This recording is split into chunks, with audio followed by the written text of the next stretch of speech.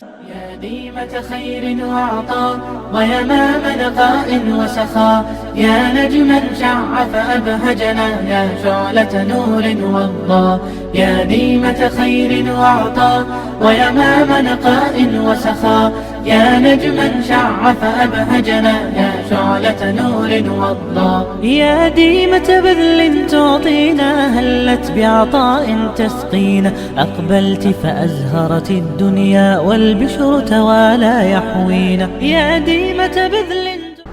إن الحمد لله نحمده ونستعينه ونستغفره ونعوذ بالله من شرور أنفسنا ومن سيئات أعمالنا، من يهده الله فلا مضل له ومن يضلل فلا هادي له، وأشهد أن لا إله إلا الله وحده لا شريك له، وأشهد أن محمدا عبده ورسوله. أما بعد، فإن خير الحديث كتاب الله، وخير الهدي هدي محمد صلى الله عليه وسلم، وشر الأمور محدثاتها، وكل محدثة بدعة، وكل بدعة ضلالة، وكل ضلالة في النار.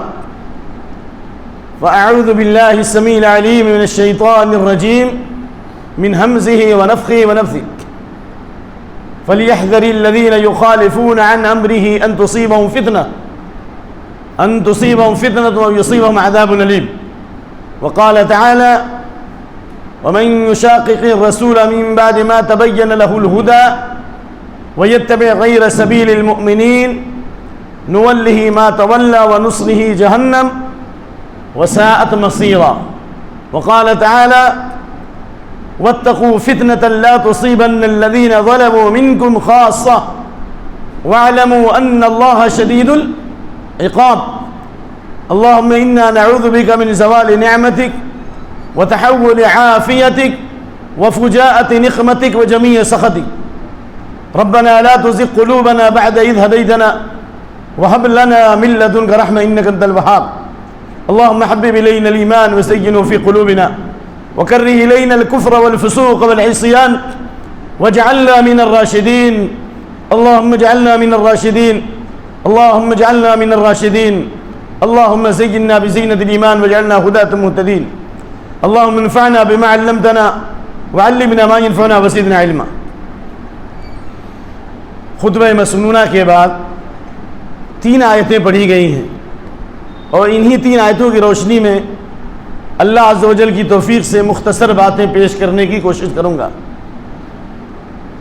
پہلی آیت کریمہ سورہ نور کی سیکنڈ لاسٹ آیت ہے، جس میں اللہ تعالیٰ نے ایمان والوں کو آگاہ کیا ہے، کفار کو نہیں، ایمان والوں کو خطاب اس آیت میں، کیونکہ یہ صورت مدنی ہے، اور نور کا معنی روشنی۔ جو اس صورت کے مضامین پہ غور کرے گا اللہ اس کے دل کو روشن منور فرمائے گا۔ جس معاشرے میں لوگ سورہ نور کی تلاوت کریں گے وہ معاشرہ نورانی معاشرہ ہوگا۔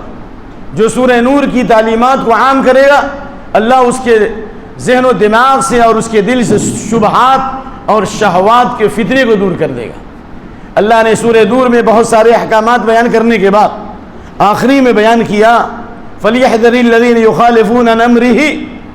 جو لوگ نبی صلی اللہ علیہ وسلم کے حکم کی مخالفت کرتے ہیں، آپ کے قانون کی، آپ کے نظام کی، آپ کے دستور کی، آپ کی سنت کی، آپ کی سیرت کی جو لوگ مخالفت کرتے ہیں اور نبی صلی اللہ علیہ وسلم کی سنت پر اپنی رائے کو، اپنی عقل کو، اپنی فکر کو ترجیح دیتے ہیں، جو عقل کے پیچھے دوڑتے ہیں، جن کی شریعت قرآن و سنت نہیں ہے، ان کی شریعت عقل ہے، رائے ہے، فکر ہے۔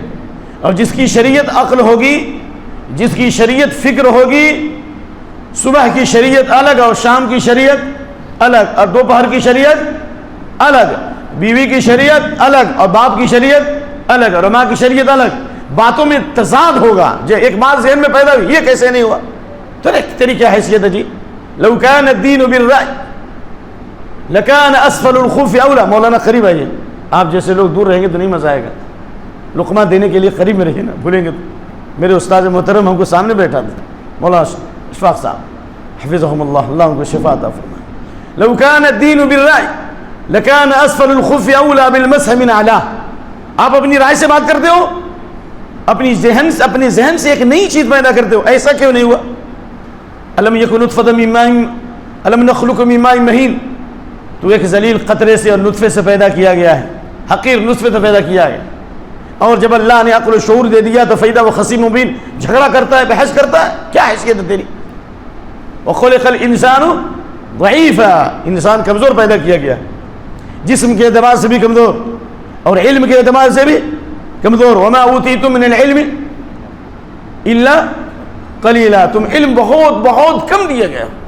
تو اس لیے اللہ کے نبی صلی اللہ علیہ وسلم کے بارے میں علی بن ابی طالب رضی اللہ عنہ فرماتے ہیں اگر دین عقل اور رائے پر ہوتا، انسان اپنی رائے اور اپنی عقل سے دین کو سمجھے تو موزے کے نچلے حصے پر مسح کرنا بہتر ہوتا موزے کے اوپر حصے پر مسح کرنے سے۔ کیا مطلب؟ موزہ پہنتے ہیں نا آپ لوگ جاڑے میں، تو اوپر مسح کرتے ہیں کہ نیچے؟ اوپر، جبکہ اس زمانے میں لوگ موزہ پہن کر چلا کرتے تھے خف، تو اس لیے عقل کہتی ہے کہ موزے کے نچلے حصے پر مسح کیا جائے، اور شریعت کہتی ہے کہ عقل کے اوپری حصے پر مسح کیا جائے۔ وقد رأيت النبي صلی اللہ علیہ وسلم يمسح الخفين على ظاهرهما، يمسح على ظاهرهما، میں نے اللہ کے نبی صلی اللہ علیہ وسلم کو دیکھا کہ آپ موزے کے اوپری حصے پر مسح کرتے تھے، حالانکہ عقل کہتی ہے کہ نیچے مسح کیا جائے۔ تو دین کی انما الدین بالآثار، قال عبداللہ بن مبارک انما الدین بالآثار، دین جو ہے رائے کا نام نہیں بلکہ دین آثار کا نام ہے، یعنی قرآن اور حدیث کے ذریعے جو باتیں ہم تک پہنچی ہیں ان آثار پر عمل کرنے کا نام ہے۔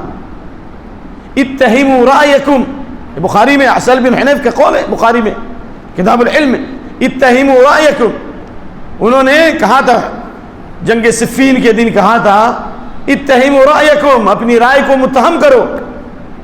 اس لیے رائے اور فکر سے اور عقل سے نو خیز نوجوان بچے بکنے والے، جن کو استنجا کا ڈھنگ نہیں، پیشاب پیخانے کا ڈھنگ نہیں ہے، جو ایک رکعت سنت کے مطابق نماز پڑھ کے نہیں بتا سکتے میرا دعویٰ ہے، جو غسل جنابت کا طریقہ سنت کے مطابق نہیں بتا سکتے، جو وضو کا طریقہ ہر مسئلے کی دلیل نہیں دے سکتے، میں دعویٰ کرتا ہوں وہ اس وقت محدث بن چکے ہیں، مفسر بن چکے ہیں، فقیہ بن چکے ہیں، نعوذ باللہ۔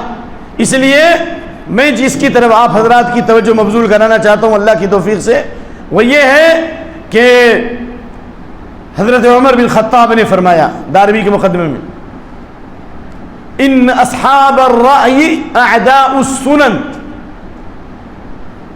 رائے اور عقل سے بات کرنے والے، قرآن اور حدیث اور صحابہ کی فہم کو چھوڑ کر اپنی عقل سے بات کرنے والے، میرے دل میں ایسا ہے، میرے امام نے ایسا کہا، میرے بابا نے ایسے کہا، میرے لیڈر نے ایسا کہا، عقل اور رائے کو پیش کر کر جماعت و جمعیت پر مسلط کرنے والے یہ سنت کے دشمن ہیں۔ سنت سے مراد حدیث ہی نہیں ہے، سنت سے مراد علیکم بسنتی و سنت الخلفاء، نبی صلی اللہ علیہ وسلم کا طریقہ، صحابہ کا طریقہ، اور ابن رجب کے قول کے مطابق خیر القرون کے مسلمان جس روشن طریقے پر تھے وہ سب سنت میں داخل ہے۔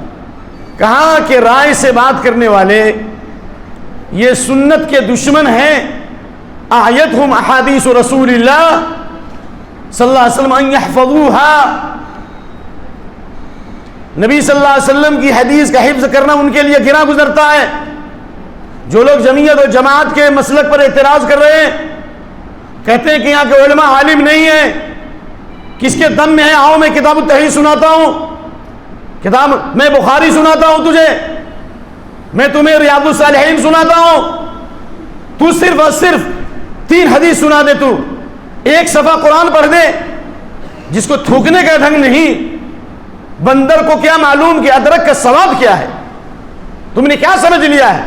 جماعت میں انتشار پیدا کرتے ہو، اختلاف پیدا کرتے ہو، تیری ماں نے اسی لیے چلا تھا، بے شرم بے حیا کہاں کے، تو دیوار کے پیچھے حملہ کرنے 2 دن سے موجود ہوں، یہ سارے شیاطین بعد میں آتے ہیں مسجد میں، کیوں نہیں آتے ہو؟ سامنے آؤ، کیا حیثیت ہے ابو خدیجہ کی؟ جی میرے پاس اتنی کلپ موجود ہیں جو قرآن کی آیات نہیں پڑھ سکتا، میں نے بذات خود کئی مرتبہ کل سے اب تک شیخ ڈاکٹر مرتضی بخش سے بات کیا، کہا کہ ان نوجوانوں کو بتا دو کہ میں ان سے بیزار ہوں۔ میں نے کبھی نہیں کہا کہ ہندوستان اور بر صغیر ہند و پاک میں عالم نہیں ہے، بڑے بڑے علماء ہیں، بڑے بڑے علماء کی تعریف موجود ہے، کدھر جا رہے ہو تم؟ کدھر جا رہے ہو؟ اللہ تعالیٰ تمہیں ہدایت دے، اللہ تعالیٰ تمہیں صحیح دین کی جانے کی توفیق دے. لیکن یاد رکھو اگر یہی حالت رہی نوجوانوں، انجینئر کے غلاموں اور اسی طریقے سے وکیل کے غلاموں، ایڈوکیٹ کے غلاموں، ابو خدیجہ کے غلاموں، یاد رکھو اگر یہی حالت تمہاری رہی، ابن عساکر کے قول کے مطابق تمہارے دل مر جائیں گے، تمہارا ایمان سے سینے سے ایمان نکل جائے گا، بری موت مرو گے. لحوم العلماء مسمومہ، علماء کا جو گوشت ہوتا ہے وہ زہر ہوتا ہے. سارے علماء کو کہتے ہو انیس الرحمن اعظمی عالم نہیں ہے، دکتور سعید عالم نہیں ہے، جی فلاں فلاں عالم نہیں ہے. تو عالم ہے تو آنا، تو حدیث تو سنا دے، ایک صفحہ قرآن تو پڑھ دے. کہاں ہمت؟ آؤ تم کہتے ہو اصول الثلاثہ. اصول الثلاثہ الحمدللہ میں نے کئی مرتبہ ختم کیا ہے، کئی مرتبہ دورے کیے، بتانا ضروری ہوتا ہے. شرح السنہ کا دورہ کیا ہوں الحمدللہ. اصول الستہ کا کئی بار ہندوستان میں دورے میں نے کیے ہیں. یہ ساری کتابوں سے میں تیرے خلاف دلیل دوں گا. اس لیے میرے بھائیوں، رائے اور عقل سے بات کرنے والے نوخیز نوجوان، چوڑیاں پہن کر گھر میں رہنے والے، دیوار کے پیچھے حملہ کرنے والے، علماء کا استہزاء اور مذاق کرانے والے، اگر تو نہیں سدھرے گا اللہ کی مار پڑے گی تجھ پر، اللہ کی فٹکار ہوگی تیرے اوپر. جماعت جمعیت کو توڑو گے اللہ تمہیں ٹکڑے ٹکڑے کر دے گا. کہو آمین. جماعت اور جمعیت کو توڑو گے اللہ کا غضب ہوگا تیرے اوپر. کون ہے تیرا امام؟ آپ بتا. میرے نمبر تو رکھ. میں الحمدللہ تروپتی میں مناظرہ کر چکا ہوں، معلوم ہے لوگوں کو. انظر شاہ سے مناظرہ کر چکا ہوں، یوٹیوب پہ موجود ہے. الحمدللہ میرے منکرین حدیث سے دسیوں میرے مناظرے ہو چکے ہیں، موجود ہے اس میں. آپ کہیں گے تعریف نہیں، اللہ نے میں نے زندگیاں گزاری ہے اس میں. جماعت اور جمعیت کے لیے ہماری زندگی قربان ہے. میں نے کل اپنے بچوں کو پرسوں ٹرین میں بیٹھایا، دقت کے ساتھ ان کے ساتھ حادثہ بھی ہوا. سب چھوڑ کے میں تیرے پاس آیا ہوں. تمہارے پیسے میرے جوتے کے نوک پر ہیں. میں ان لوگوں میں نہیں ہوں جو ایسی میں سفر کرنے کے خواہش مند ہوتے ہیں. میں اپنی زندگی کو اللہ کی راہ میں لگانا چاہتا ہوں. اللہ سے دعا کرتا ہوں اسی راہ میں ہماری موت دے، ہمارے لیے اللہ مشکلات کو آسان فرما دے. میں بہت درد کے ساتھ بولنے والا ہوں ان نوجوانوں سے جو انجینئر کیا اس چیز کے غلام بن چکے ہیں. آؤ سامنے آؤ، ہمت ہے تو آؤ نا سامنے آؤ. تو کیوں نہیں آتے ہو؟ اس لیے اس بات کو یاد رکھیے، رائے اور عقل سے بات کرنے والے حضرت عمر کہتے ہیں یہ سنت کے دشمن ہیں، نبی صلی اللہ علیہ وسلم کی حدیث حفظ کرنے سے عاجز ہیں. جی نمبر 1. نمبر 2، حضرت عمر نے فرمایا دارمی میں، سیاتیکم اناس یجادلونکم بشبہات القرآن. آپ لوگ میری بات سمجھ رہے ہیں کہ نہیں؟ ان قریب ایسے لوگ پیدا ہوں گے جو شبہات، قرآن کے شبہات پیدا کریں گے. تو اس لیے کہا فخذوہم بالسنن، شبہات جو پیدا کرے قرآن کے ذریعے ان کو نبی صلی اللہ علیہ وسلم کی سنت کے ذریعے ان کو خاموش کرو، ان پر حجت قائم کرو سنت کے ذریعے. کیوں؟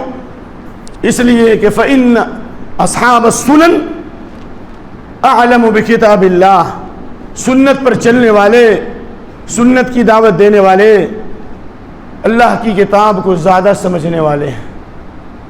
آپ اپنی رائے اور اپنی عقل سے بات کرتے ہو. ابو بکر صدیق اس امت کے سب سے بڑے عالم ہیں انبیاء کے بعد. ان سے پوچھا گیا ابا کا معنی کیا ہے؟ بھائی ابا معلوم ہے نا، ابا سوکھی گھاس کو کہتے ہیں، ہے نا شیخ؟ کہا ایو سماء تظلنی و ایو ارض تقلنی اذا قلت قولا فی کتاب اللہ. کون سا آسمان مجھے سایہ دے گا، کون سی زمین میرے بوجھ کو برداشت کرے گی اگر میں اللہ کی کتاب میں بغیر علم کے کوئی بات کہوں.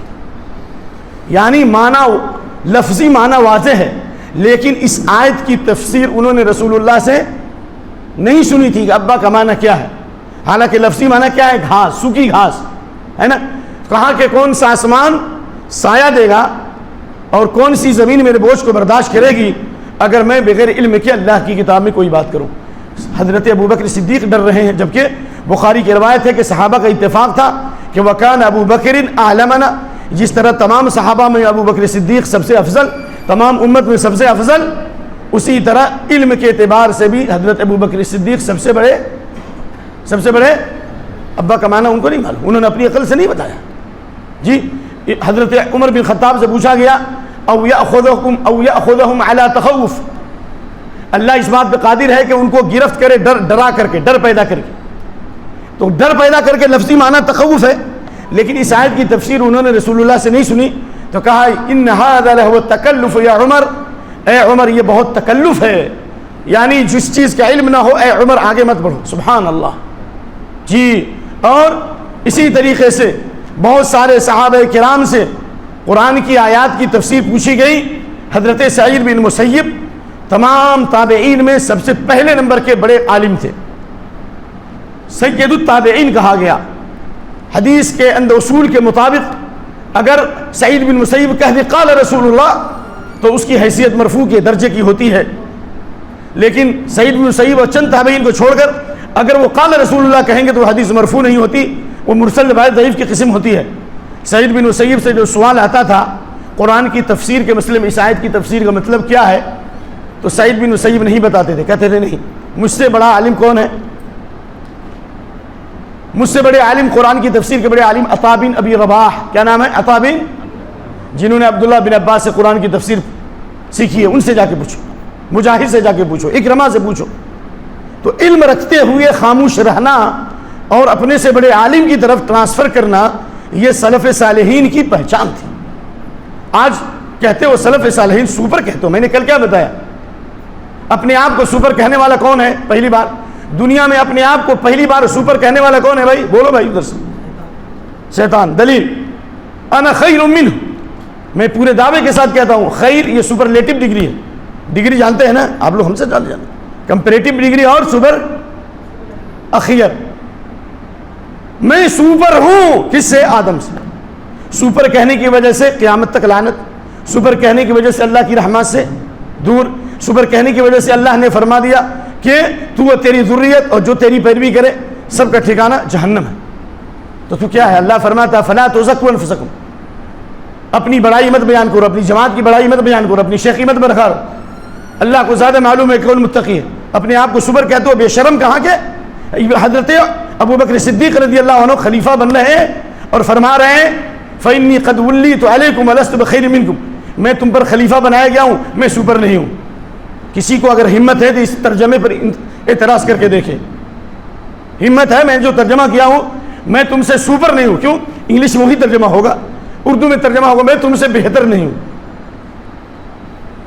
جب تک میں اللہ اس کے رسول کی اطاعت کروں میری بات مانو، اور جب میں اللہ اس کے رسول کی اطاعت نہیں کروں تو میری بات سننا واجب نہیں، ماننا واجب نہیں۔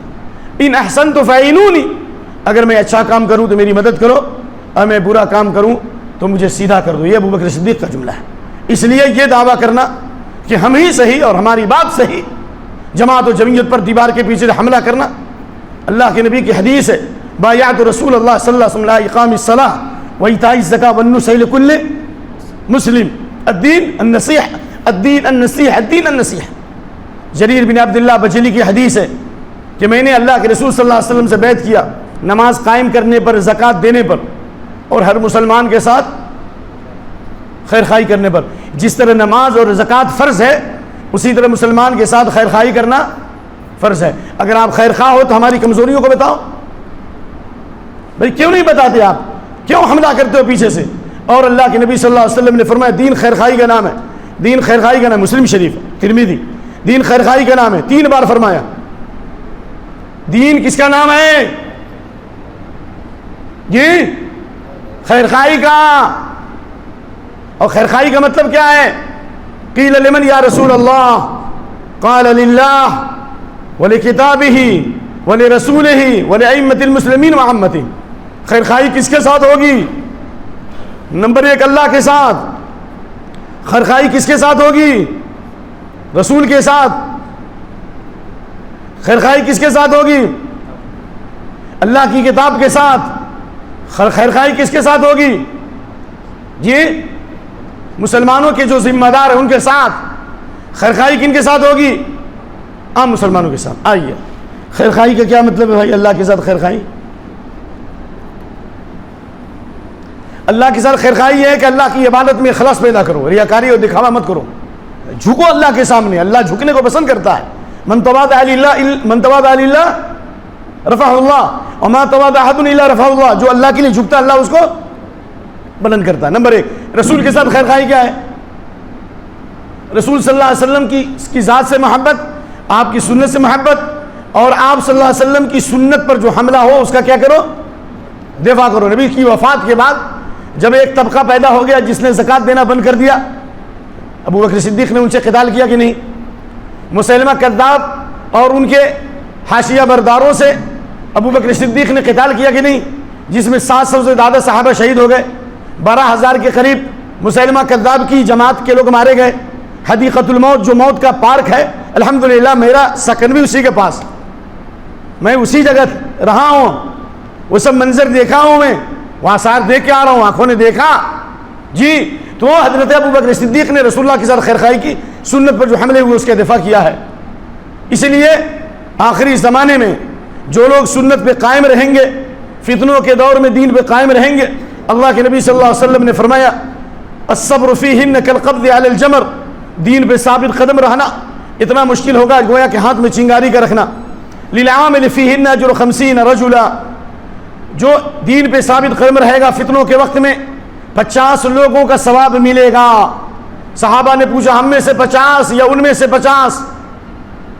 تو آپ نے فرمایا تم میں سے 50۔ سبحان اللہ، 50 صحابہ کا ثواب ملے گا، صحابی نہیں بنیں گے، صحابی کے 1000 سے زیادہ ہزاروں پوائنٹ۔ صحابہ کی مثال نیکیوں کے سمندر میں گناہوں کے چند قطرات، صحابہ کی مثال نیکیوں کے سمندر میں، بولیے، گناہوں کے چند قطرات، اور ہماری حیثیت گناہوں کے سمندر میں، ہم گناہوں کے سمندر میں ہیں کہ نہیں بھائی؟ گناہوں کے سمندر میں نیکیوں کے قطرات، صحابی نہیں بن سکتے، لیکن آخری زمانے میں صحیح دین پہ قائم رہیں گے تو ایک پوائنٹ میں صحابہ سے آگے بڑھیں گے، اور وہ ہے فتنوں کے وقت میں اسلام پر ثابت قدمی۔ اللہ اکبر۔ اس لیے یہ آخری دور سے ہم گزر رہے ہیں، فتنے کے ماحول سے گزر رہے ہیں، لہذا ہمارے لیے ضروری ہے کہ ہم نبی صلی اللہ علیہ وسلم کی سنت کو سیکھیں، صحابہ کے عمل کو سیکھیں۔ سفیان ثوری کہتے ہیں ان استطاعت اللہ تعالی کرا سکا الا باللہ ففعل، سر کھجلانا ہو اس کی بھی دلیل سنت میں ملے گی۔ تو بات یہ چل رہی ہے کہ اللہ تعالیٰ کا یہ فرمان فلیحذر الذین یخالفون عن امرہ، جو لوگ اللہ کے رسول صلی اللہ علیہ وسلم کے طریقے کو چھوڑتے ہیں، ان کے منہج کو چھوڑتے ہیں، دنیا میں اللہ ان کو فتنے سے دوچار کرے گا۔ فتنے سے کیا مراد ہے بھائی؟ اگر کہتے ہو ہم بڑے عالم ہیں، فتنے سے کیا مراد ہے؟ امام احمد بن حنبل نے فرمایا میں نے پورے قرآن میں پڑھا، تصفحت کتاب اللہ فوجدت بدعۃ و30 موضعا طاعت الرسول، میں نے پورے قرآن کو پڑھا، پورے قرآن کو پڑھا تو میں نے 33 مقام سے زیادہ 33 مقام سے زیادہ میں نے پایا کہ اللہ نے رسول اللہ صلی اللہ علیہ وسلم کی اطاعت کا حکم دیا ہے، اور سب سے زیادہ دھمکی والی آیت یہی ہے فَلْيَحْذَرِ الَّذِينَ يُخَالِفُونَ عَنْ أَمْرِهِ، جو لوگ نبی صلی اللہ علیہ وسلم کے منہج سے ہٹتے ہیں، نبی صلی اللہ علیہ وسلم کے طریقے سے ہٹتے ہیں، اللہ تعالیٰ ان کو دنیا میں فتنے سے دوچار کرے گا۔ اور فتنے سے دوچار کا مطلب امام احمد بن حنبل نے فرمایا فتنے سے مراد شرک، فتنے سے مراد جب یہودیوں نے موسیٰ علیہ السلام کی تعلیمات پر عمل نہیں کیا اور اس کی تعویل شروع کی، یہ مطلب نہیں، یہ مطلب، یہ مطلب نہیں، یہ مطلب، اللہ نے کہا کہو حتہ تو ہنتا بدل دیا، اللہ نے کہا راعینہ کہو تو راعینہ کہہ دیا، راعینہ کا مطلب اے رسول ہماری رعایت کیجیے، راعینہ کہہ دیا یعنی ہمارے چرواہے۔ تو کیا ہوا؟ فلما زاغوا ازاغ اللہ قلوبہم، اللہ نے ان کے دلوں کو ٹیڑھا کر دیا۔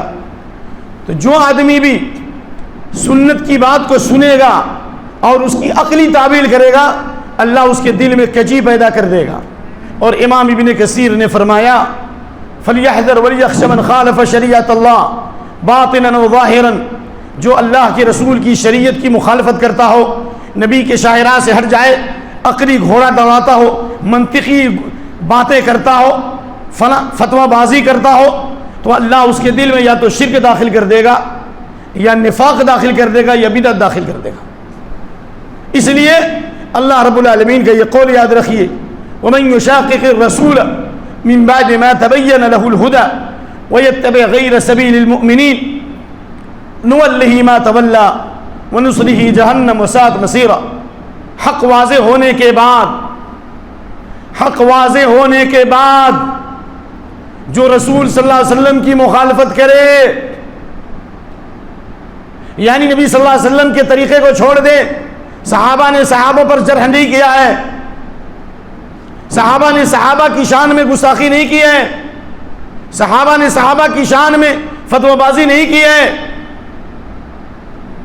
اس لیے فرمایا حق واضح ہونے کے بعد جو سنت کو چھوڑے وَيَتَّبِعْ غَيْرَ سَبِيلِ الْمُؤْمِنِينَ, اور ایمان والوں کے طریقے کے علاوہ دوسرے راستے کی پیروی کرے. ایمان والوں سے مراد صحابہ, لِأَنَّهُ لَمْ يَكُنْ حِينَئِذٍ أَيَّ جَمَاعَةٍ غَيْرَ جَمَاعَةِ أَصْحَابِ رَسُولِ اللَّهِ صلی اللہ علیہ وسلم. جس وقت یہ آیت نازل ہوئی اس وقت صحابہ کی جماعت کے علاوہ کوئی دوسری جماعت ایمان والوں کی جماعت نہیں تھی. یعنی جو ایمان والے صحابہ کے منہج سے ہٹ گیا, جدھر جائے گا اللہ ادھر ہی ڈال دے گا. انجینئر کی طرف چلے جاؤ, نوخیز لوگوں کی طرف چلے جاؤ, جاہلوں کی طرف چلے جاؤ, انٹرنیٹ کی طرف چلے جاؤ, فیس بک کی طرف چلے جاؤ, جدھر جاؤ ادھر ہی اللہ ڈال دے گا. اللہ تعالیٰ ان کے گناہوں کو خوشنما بنا دے گا اور اللہ اسے جہنم میں داخل کرے گا. امام دارمی امام ہیں حدیث کے, تمہاری طرح نہیں ہے. ان کی کتاب ہے سنن الدارمی. کیا نام ہے؟ سنن الدارمی. اس کے مقدمے کو پڑھیے. عمر بن عبدالعزیز کا یہ قول, اذا رأيتم قوما يتناجون في دينهم فاعلم انهم على تأسيس ضلالة. کسی جماعت کے بارے میں یہ معلوم کرنا ہو کہ یہ حق پر ہے یا باطل پر, کیسے پتہ چلے گا؟ کسی آدمی کے بارے میں یا کسی جماعت کے بارے میں یہ معلوم کرنا ہو کہ یہ حق پر ہے یا باطل پر ہے تو اس کا کیا ہے؟ اس کا تھرمامیٹر, پہچان کیا ہے معلوم ہے؟ عمر بن عبدالعزیز نے کہا کہ دیکھو, اگر لوگوں کے سامنے عام بات کرے اور تنہائی میں دوسری بات کرے, لوگوں کے سامنے عام باتیں کرے اور بند کمروں میں خفیہ باتیں کرے, تو فعلم جان لو کہ یہ لوگ دنیا میں فتنے اور فساد کے فاؤنڈر ہیں. سمجھ میں آگے بات؟ دور تک سمجھے کہ نہیں سمجھے؟ آگے آئیے. عمر بن عبدالعزیز کا قول اور ہے, سن رسول اللہ صلی اللہ علیہ وسلم وولاۃ الامور بعدہ سننا.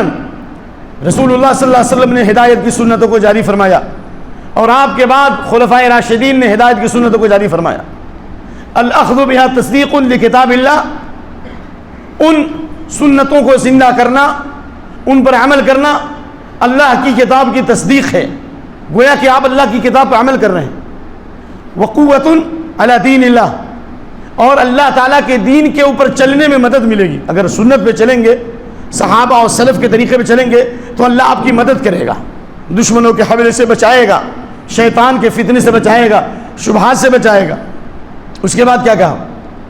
من عمل بها فهو مهتد, جو ان پر عمل کرے گا وہ ہدایت پانے گا. ومن استنصر بها فهو منصور, جو کتاب و سنت اور خلفائے راشدین کے طریقے کے ذریعے مدد مانگے گا اللہ اس کی مدد کرے گا. ومن خالف واتبع غیر سبیل المؤمنین واللہ ما تولی واصلاح جہنم وساءت مصیرا. جو سنت کو چھوڑ دیا, صحابہ کے طریقے کو چھوڑ دیا اور کسی دوسری نہج پہ چلا, انٹرنیٹ کا راستہ پکڑ لیا, فیس بک کا راستہ پکڑ لیا, واٹس ایپ کا راستہ پکڑ لیا, جدھر جائے گا اللہ تعالیٰ ادھر ہی اسے کر دے گا. مجھے بتاؤ کہ اللہ تعالیٰ نے حضرت ابراہیم علیہ السلام کے لیے حجر اسود اتارا کہ نہیں اتارا؟ مقام ابراہیم کا پتھر اتارا کہ نہیں اتارا؟ کیا ہے حدیث؟ حدیث آپ کو معلوم ہے, نزل الحجر الاسود من الجنہ واشد بیاضا من اللبن فسودته خطایا بنی آدم. حجر اسود آسمان سے اللہ نے جنت سے اتارا اور یہ دودھ سے زیادہ سفید, برف سے زیادہ اجلا تھا. انسان کے گناہوں نے اسے کالا کر دیا. ٹھیک ہے, اب آگے آئیے. ان الرکن والمقام یاقوتان من یواقیت الجنہ لو لم یطمس اللہ نورہما لأضاءت ما بین المشرق والمغرب. حجر اسود اور مقام ابراہیم کا پتھر جنت کے قیمتی پتھروں میں ہے. اس کی روشنی سورج کی روشنی سے بھی زیادہ تھی. اللہ اگر اس کی روشنی کو نہیں بجھاتا تو مشرق اور مغرب روشن ہو جاتے. سورج اور چاند کو اللہ ختم کر دے اور صرف حجر اسود اور مقام ابراہیمی کے پتھر اللہ رکھ دیتا تو پوری دنیا روشن ہو جاتی. حدیث ہے, صحیح الجامع ہے. علامہ البانی نے اور دیگر علماء نے اس روایت کو کیا کہا؟ صحیح کہا. تو جب ابراہیم علیہ السلام کے لیے اللہ حجر اسود اتار سکتا, نبی صلی اللہ علیہ وسلم کی تبلیغ کے لیے اللہ انٹرنیٹ نہیں نازل کر سکتا تھا؟ فیس بک نہیں اتار سکتا تھا، واٹس ایپ نہیں دے سکتا تھا، آپ کو طائف جانے کی کیوں ضرورت پڑی؟ بازاروں میں جانے کی کیوں ضرورت پڑی؟ آپ کو دشمنان اسلام کے دروازوں پہ جانے کی کیوں ضرورت پڑی؟ آپ صلی اللہ علیہ وسلم نے صحابہ کے ساتھ ہجرت کیوں کی؟ آپ نے تعلیم فیس ٹو فیس کیوں دیا؟ اللہ چاہتا تو آپ ایک ہی مرتبہ بولتے اور آپ کی آواز پوری دنیا میں پھیل جاتی۔ جب ابراہیم علیہ السلام نے خانہ کعبہ کی تعمیر کر لی تو اللہ نے کہا خانہ کعبہ کی چھت پر کھڑے ہو کر اعلان کر دو، اے دنیا کے لوگوں، اللہ کا گھر تیار ہو چکا ہے، آؤ اللہ کے دربار میں حج کرنے کے لیے۔ وَأَذِّنْ فِي النَّاسِ بِالْحَجِّ يَأْتُوكَ رِجَالًا وَعَلَىٰ كُلِّ ضَامِرٍ يَأْتِينَ مِنْ كُلِّ فَجٍّ عَمِيقٍ۔ حضرت عبداللہ بن عباس کی روایت بسند صحیح من طریق علی بن طلحہ عن ابن عباس، بالکل صحیح روایت، امام بخاری نے اس سند پہ اعتماد کیا۔ ابراہیم علیہ السلام نے کہا اے اللہ ہماری آواز دنیا میں کیسے پہنچے گی؟ تو اللہ نے فرمایا اعلان کرنا تمہارا کام ہے اور پہنچانا ہماری ذمہ داری ہے۔ ابراہیم علیہ السلام نے خانہ کعبہ کی چھت پر آواز دی اور اللہ نے اپنی قدرت سے پوری دنیا میں آواز پہنچا دی، اور قیامت تک جتنے لوگ حج کریں گے ان تمام نے آواز سن لی اور انہوں نے باپ کے صلب میں لبیک کہا۔ جس نے بھی حج کیا ہے اس سب نے حضرت ابراہیم کی پکار پر لبیک کہا ہے۔ ابن کثیر کی صحیح روایت ہے، کسی کو اعتراض ہے تو مجھے بولے، میں چھوٹا طالب علم ہوں، ٹھیک ہے؟ تو جب ابراہیم علیہ السلام کی آواز پوری دنیا میں اللہ نے پہنچا دی، نبی صلی اللہ علیہ وسلم تمام رسولوں کے امام، رحمت للعالمین، خاتم النبیین، صاحب لواء الحمد، صاحب مقام محمود، آپ کی پسینے میں واللہ مسلم شریف کی حدیث ہے آپ کے پسینے میں مشک سے زیادہ خوشبو تھی، آپ کا چہرہ چودھویں کے چاند سے بھی زیادہ روشن تھا، آپ کی زبان میں شاہ سے زیادہ مٹھاس تھی۔ کیا اللہ چاہتا تو ایک ہی مرتبہ آپ کی آواز کو پوری دنیا میں نہیں پہنچا دیتا؟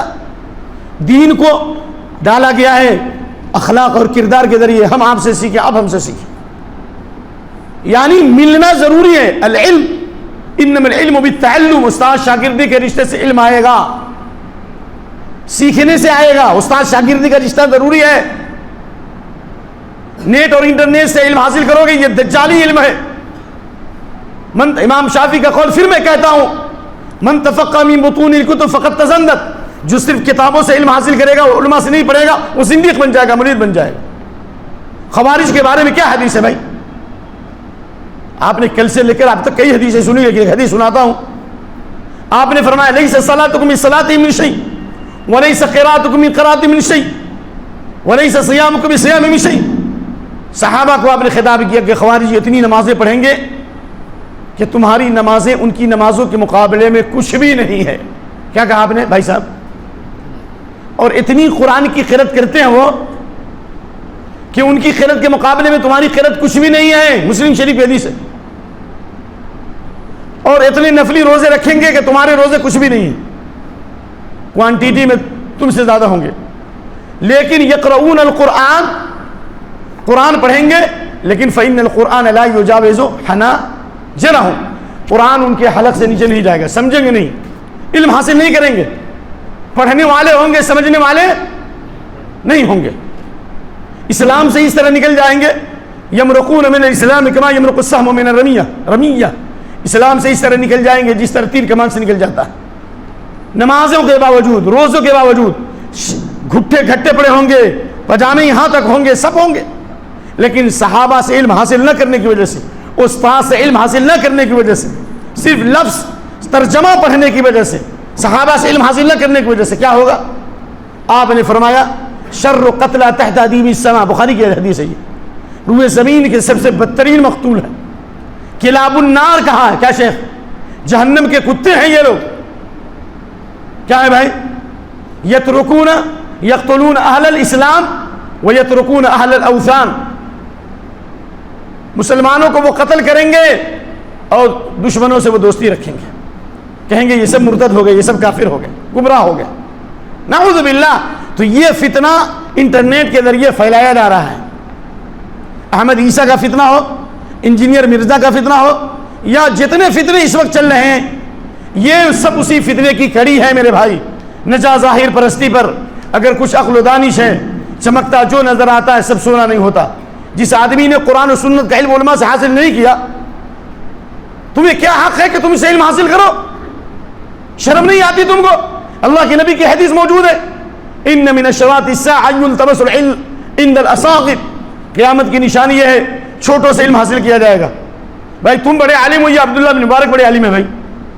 عبداللہ بن مبارک نے کہا جاہلوں سے علم حاصل کیا جائے گا، جس نے علم حاصل نہیں کیا پہلے، جو عربی عبارت نہیں پڑھ سکتا، جو نحو صرف کے قواعد نہیں جانتا، جو سلف کی کتابیں نہیں پڑھا ہے، آج وہ انٹرنیشنل نمبر بتا کر کے بڑا امام بن جائے گا؟ نہیں ہو سکتا ایسا۔ اس لیے کہ یہ قول میں مسلم شریف سے پڑھنے جا رہا ہوں، قال محمد بن سیرین ان هذا العلم دین فانظروا امن تاخذون دینکم، یہ علم دین ہے، تم کن سے علم لے رہے ہو یہ دیکھو، یہ اس کا فن ہے یا نہیں۔ ڈاکٹر ڈاکٹری کا کام کرے گا، انجینئر اسٹرکچر بنائے گا، جو علم حدیث اور علم فقہ جس نے پڑھا ہے پوری زندگی وہ اس فن کا خادم ہے۔ ہر آدمی ڈاکٹر انجینئر کا کام نہیں کر سکتا، انجینئر ڈاکٹر کا کام نہیں کر سکتا۔ اس لیے میں آپ کو ایک بات بتانے جا رہا ہوں، عبداللہ بن عباس کے بارے میں مسلم شریف کے اندر موجود ہے، ذمہ داری ہے شیخ کی کہ بعد میں مسلم شریف سے یہ روایت دکھلا دیں۔ عبداللہ بن عباس کے سامنے ایک شخص آیا اور کہہ رہے قال رسول اللہ صلی اللہ علیہ وسلم۔ عبداللہ بن عباس نے اس کی حدیث نہیں سنی، عبداللہ بن عباس نے اس کی حدیث، بھائی صاحب کیوں؟ اس نے کہا میں قال رسول اللہ کہہ رہا ہوں، تم کیوں نہیں سن رہے ہو؟ کہا تم اس لائق ہی نہیں ہو سنانے کے، کیا آپ عبداللہ بن عباس سے بڑے عالم ہو گئے؟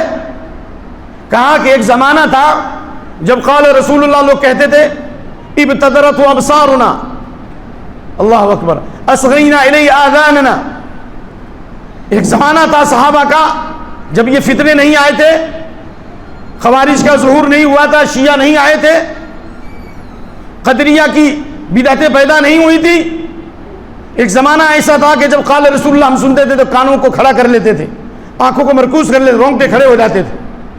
فلما ركب الناس الصعب والذلول فهيهات هيهات فلا ناخذ الا ما نعرف، جب فتنے اور بلاؤں کا سلسلہ جاری ہو گیا، حضرت علی اور معاویہ رضی اللہ عنہما کے درمیان جنگیں ہوئیں اور خوارج اور شیعہ آ گئے، تو ہم ان لوگوں سے حدیث لیتے تھے جن کے بارے میں معلوم ہوتا کہ واقعی اس فن کا جاننے والا ہے۔ یہ تو مسلم شریف میں حدیث ہے، مسلم شریف میں ہے۔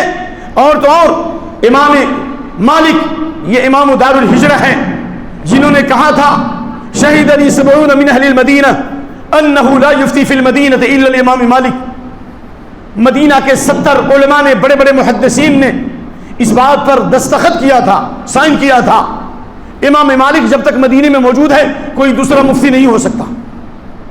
علم ہو سکتا ہے لیکن فتویٰ ہر آدمی نہیں دے سکتا۔ 70 علماء نے دستخط کیا تھا۔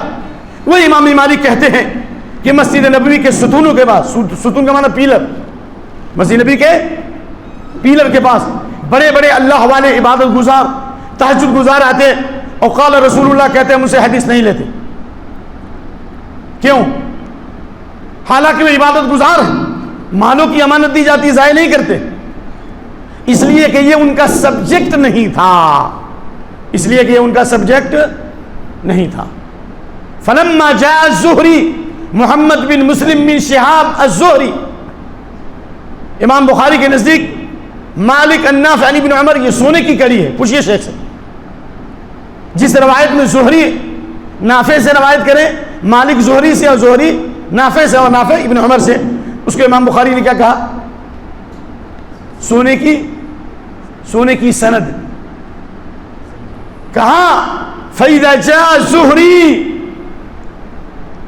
كُنَّا نَزْدَهِمُ عَلَى بَابِهِ، تو کہتا ہے انٹرنیٹ سے علم حاصل کریں گے، عالم ہونا ضروری نہیں، ہندوستان میں عالم نہیں ہے، ظالم۔ کہا کہ جب امام زہری آئے ہم ان کے دروازوں پر بھیڑ لگاتے تھے، انٹرنیٹ نہیں ہے۔ اگر صرف انٹرنیٹ سے ہوتا حضرت جابر نے ایک حدیث کے لیے 1 مہینے کا سفر کیوں کیا؟ باتیں کبھی کبھی یاد آتی رہتی ہے، یہ آواز رہے گی، سناؤ ان کو۔ حضرت جابر کون تھے بھائی؟ شیخ کون تھے حضرت جابر؟ صحابی تھے، اور ان صحابہ میں جو حدیث کے سب سے بڑے حافظ تھے۔ 7 من الصحف فوق الألف قد نقلوا من الحديث عن المختار خير مضر، سعيد صديق وابن عباس 7 من الألف فوق الألف قد نقلوا من الحديث عن المختار خير مضر، ابو ہریرہ جابر انس صدیقۃ وابن عباس وكذا ابن عمر۔ حضرت جابر ان 7 صحابہ میں تھے جن کو سب سے زیادہ حدیثیں یاد تھی. نمبر ایک اعلام الموقعین پڑھو. چند صحابہ جو فتویٰ دیتے تھے مدینے میں، پہلے نمبر پر 7 صحابہ، پھر 15 صحابہ، یعنی تھوڑے صحابہ تھے مدینے میں. صحابہ کی تعداد نبی کی زندگی میں کتنی تھی بھائی؟ کوئی بولے گا؟ 12,000. میں نے سنا ہے اس آدمی سے جس نے 52 سال مسجد نبی میں درس دیا ہے، عمر فلا تھا. کیا نام تھا؟ 52 سال مسجد نبی درس دیا ہے امام مالک کے کرسی پر. میں نے خود سنا اسے. یعنی 12,000 صحابہ میں فتویٰ دینے والے چند صحابہ تھے، ان میں سے ایک حضرت جابر. نمبر 1 سب سے زیادہ حدیث یاد. نمبر 2 فتویٰ دینے والے صحابہ. نمبر 3 جلیل القدر صحابی ہیں، اللہ کے نبی کے پاس بہت اونچا مقام تھا. لیکن ایک حدیث کے بارے میں معلوم ہوا، ایک صحابی کے بارے میں جن کا نام تھا عبداللہ بن انیس. بھائی صاحب آپ کا نام کیا ہے؟ عبدالعلیم بھائی. اللہ آپ کو جزائے خیر دے، اللہ برکت دے. عبدالعلیم بھائی، حضرت جابر کو یہ معلوم ہوا کہ ایک حدیث ہے کہ قیامت کے دن اللہ ظالموں سے انتقام لے گا، اور وہ حدیث حضرت جابر کو معلوم تھی، لیکن انہوں نے ڈائریکٹ اللہ کے نبی سے نہیں سنا تھا. سبحان اللہ. چاہتے تو وہ حدیث خط و کتابت کے ذریعے منگوا لیتے. بھائی ڈاک تھی نا، حضرت عمر کے زمانے میں ڈاک کا نظام تھا نا کہ نہیں تھا؟ خط و کتابت تھی یا نہیں؟ نبی صلی اللہ علیہ وسلم نے خطوط لکھے کہ نہیں لکھے؟ تو انہوں نے اس حدیث کو اللہ کے نبی سے سنا عبداللہ بن انیس نے. تو حضرت جابر نے اس حدیث کو سننے کے لیے کیا کیا؟ اب میں حدیث پڑھ رہا ہوں، سنیے آپ، اللہ اخلاص عطا فرما. اخرج الامام احمد عن عبداللہ بن محمد بن عقیل عن جابر بن عبداللہ رضی اللہ عنہ قال اشتريت بعيرا فشددت عليه رحلي فسرت شهرا فقدمت الشام. الله أكبر. فإذا هو عبد الله بن أنيس فقلت للبواب قل له جابر على الباب. قال جابر بن عبد الله قال نعم. فخرج يطو ثوبه فاعتنقني واعتنقته. سبحان الله. فقلت بلغني أنك تحدث بحديث عن رسول الله صلى الله عليه وسلم في القصاص فخشيت أن تموت وأموت قبل أن أسمع. قال سمعت رسول الله صلى الله عليه وسلم يقول يحشر الناس أو قال العباد حفاة عراة غرلا بؤما. قلت ما بؤما؟ قال ليس معهم شيء فينادي بصوت يسمع من بعود كما يسمع من قرب انا الملك وانا الديان الى اخر الحديث. اللہ تعالی حدیث رسول کو یاد کرنے کی توفیق عطا فرمائے. امام احمد بن حنبل اپنی سند کے ساتھ روایت کرتے ہیں عبداللہ بن محمد عقیل سے. محمد بن عبداللہ بن محمد بن عقیل جابر سے روایت کرتے ہیں. حضرت جابر نے فرمایا، ذرا موبائل کو خاموش کیجیے، گڑبڑ ہوتا ہے، پورا پروگرام ڈسٹرب ہوتا ہے، جا سکتے ہیں. حضرت جابر بن عبداللہ نے کہا میں نے ایک اونٹ خریدا. کیا خریدا بھائی؟ اونٹ خریدا. لا الہ الا انت سبحانک انی کنت من الظالمین. اور میں نے اس کو تیار کیا، سواری کے لائق بنایا، تیار کیا اس کو. اور پھر میں 1 مہینہ سفر کیا مدینے سے شام کا.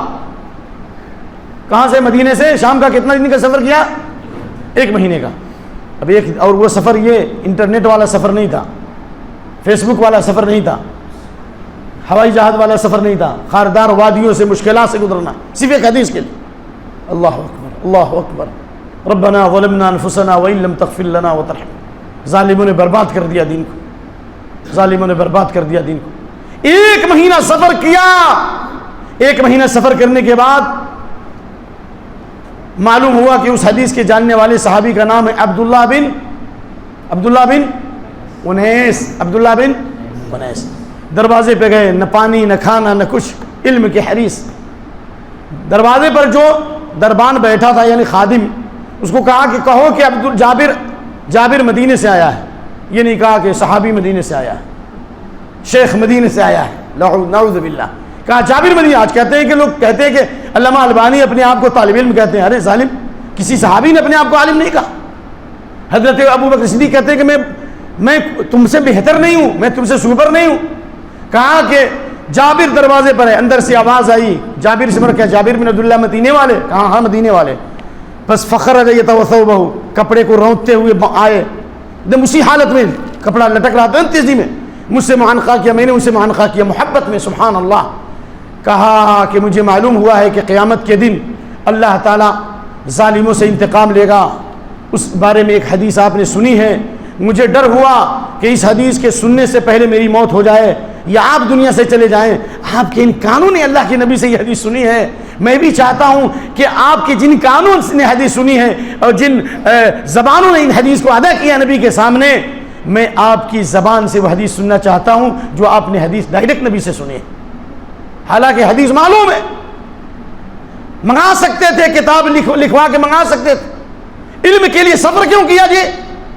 امام احمد بن حنبل کو حدیث معلوم تھی, پھر بھی سند کے لیے سفر کیوں کیا امام احمد بن حنبل نے؟ کہتے ہو انٹرنیٹ سے علم حاصل کریں گے, بے شرم کہاں کے, فتنہ پھیلاتے ہو, جماعت کو توڑ دو, اللہ سے ڈرتے نہیں, اللہ کی مار پڑے گی تیرے اوپر. فتنے کے دور میں فتنہ پیدا کرتے ہو, علماء سے بھاگتے ہو. حضرت جابر سے عبداللہ بن انیس نے کہا کہ میں وہ حدیث سنا رہا ہوں. کہا کہ میں نے اللہ کے نبی صلی اللہ علیہ وسلم کو فرماتے ہوئے سنا کہ قیامت کے دن اللہ اپنے بندوں کو, اور بعض روایت میں نبی کو شک الناس, لوگوں کو جمع کرے گا چٹیل میدان میں, ننگے پاؤں, ننگے بدن, ننگا جسم اور ہاتھ سے خالی. بہمن کا معنی بتایا گیا کہ کچھ بھی نہیں ہوگا, فقیر مسکین بن کے آئیں گے. اللہ کی آواز دور سے بھی سنائی دے گی, قریب سے بھی سنائی دے گی. اللہ فرمائے گا اللہ انا الملک, میں بادشاہ ہوں, میں بدلہ دینے والا ہوں. لا ينبغي لأحد من اہل الجنہ ان يدخل الجنہ, یہ حدیث آگے کی. کوئی جنتی جنت میں نہیں جا سکتا جب تک کہ کسی جہنمی کا حق اس کے اوپر ہے وہ وصول نہ کر لوں. جنت کا ٹکٹ مل چکا ہے, گرین کارڈ مل چکا ہے, کوئی جنتی جنت میں نہیں جا سکتا جب تک اس کے اوپر اگر کسی جہنمی کا حق ہے وہ حق نہ دلا دوں. اور کوئی جہنمی جہنم میں نہیں جا سکتا جب تک کسی جنتی کا حق ہے وہ حق نہ دلا دوں. حتی اللطمہ, تماچا مارا ہے تو بھی وہ بھی اللہ حق دلائے گا. نعوذ باللہ. اور آگے فرمایا, راوی نے پوچھا کیسے اللہ بدلہ دلائے گا جب کچھ ہوگا ہی نہیں؟ تو کہا ناتی بالحسنات والسیئات, لوگ یا تو نیکیوں کے ساتھ آئیں گے یا برائیوں کے ساتھ آئیں گے. یعنی اللہ بدلہ دلائے گا کہ ظالم سے نیکیاں لے لی جائیں گی, مظلوم کو دی جائیں گی, اور اگر اس کی نیکی ختم ہو گئی یا نیکی نہیں ہے تو مظلوموں کی برائیاں ان پر کیا کی جائیں گی, ڈال دی جائیں گی. اس کی ایک مثال دیتا ہوں.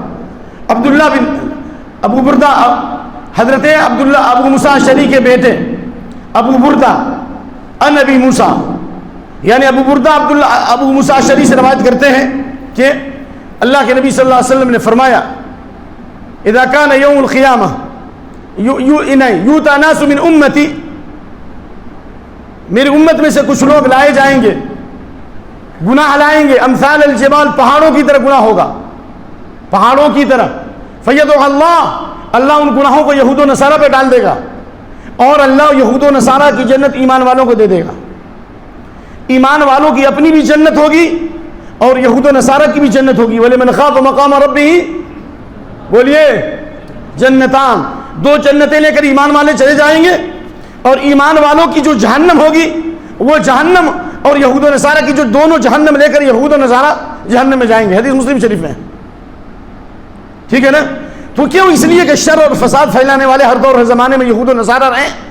تو خلاصہ یہ ہے کہ اس حدیث کے لیے حضرت جابر نے 1 مہینے کا سفر کیا. اس بات کی دلیل ہے کہ انٹرنیٹ سے علم حاصل نہیں ہو سکتا, فیس بک سے علم حاصل نہیں ہو سکتا, واٹس ایپ سے علم حاصل نہیں ہو سکتا. فائدہ اٹھایا جا سکتا ہے. ایک نقطے سے خدا ہوگا اور ایک ہٹا دو تو جدا ہو جائے گا. انعمت پڑھو گے تو اللہ تو نے انعام کیا, انمت پڑھو گے تو اللہ کیا تو سو گیا. کیا ہے الحمد کے معنی؟ تعریف اللہ کے لیے. الحمد ہاں پڑھ دو تو موت ہے اللہ کے لیے. یہ تم کو انٹرنیٹ نہیں بتائے گا, یہ فیس بک نہیں بتائے گا. ربنا ظلمنا, اے ہمارے رب ہم نے ظلم کیا. اور ظلمنا کے اگر نون کی وجہ سے الف کو کھا گئے شیخ صاحب ظلمنا تو اس کا مطلب ان عورتوں نے ظلم کیا. کتنا فرق آ گیا. تو اس لیے علم کے لیے استاد شاگردی کا رشتہ ضروری ہے. اور آپ نے فرمایا تسمعون, تم حدیث سن رہے ہو, وَيُسْمَعُ مِنْكُمْ, تم سے بھی حدیث سنا جائے گا, وَيُسْمَعُ مِمَّنْ يُسْمَعُ مِنْكُمْ, جو تم سے سن رہے ان سے بھی سنا جائے گا. میں بخاری کتاب العلم میں بتا سکتا ہوں کہ کئی صحابہ جب اختلاف ہوا ایک مسئلے میں, رضاعت کے مسئلے میں, عقبہ جو عبداللہ بن احاب نے کسی عورت سے شادی کی, باب الرحلۃ فی المسألۃ نازلہ, باب الرحلۃ فی المسألۃ نازلہ, نئے مسئلے میں سفر کرنے کے باب. عبداللہ بن احاب نے ایک عورت سے شادی کی. کیا کیا بھائی؟ شادی کی.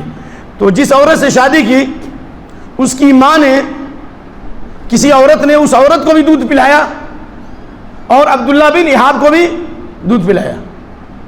اس عورت نے کہا کہ میں نے اس کو بھی دودھ پلایا اور جس نے شادی کی اس کو بھی دودھ پلایا, عبداللہ بن احاب کو بھی دودھ پلایا اور اس عورت کو بھی دودھ پلایا. فرض اس نے سفر کیا اس حدیث نبی سے مسئلہ پوچھنے کے لیے. آپ نے فرمایا کیف وقد قیل ففارقها عقبہ. وہ نہیں, عبداللہ بن احاب کی بیٹی تھی, وہ عقبہ تھا, عقبہ نامی آدمی سے شادی کیا. ففارقها عقبہ. آپ نے فرمایا کہ عورت کی ایک گواہی یہاں پر مانی جائے گی. ایک عورت کی گواہی جو ہوتی ہے آدھے مرد کے برابر, یعنی ایک عورت کی گواہی ایک ہی مرد کا آدھا ہوتا ہے, یعنی دو عورت ایک مرد کے برابر ہوتی ہے.